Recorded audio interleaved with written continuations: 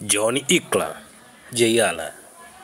Mwamba ambaye alijitoa sadaka, alijitoa mwanga, alijisacrifice kutaka kutoa uhai wa rais ambaye alikuwa wa awamu ya 40 nchini Marekani mnamo mwaka 1981 tarehe 30 mwezi wa 3.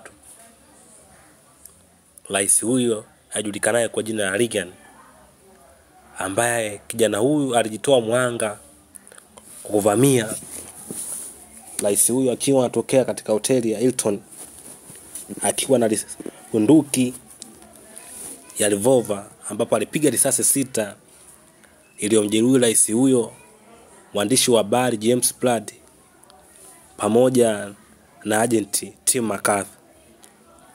Lakini baada ya hapo alivyokamatwa, alionekana ni kijana ambaye alikuwa na matatizo ya akili na akaonekana kuwa ana hatia, hivyo alipelekwa katika hospitali ya vichaa ya St. Elizabeth. Naam, kwa sasa huyu mzee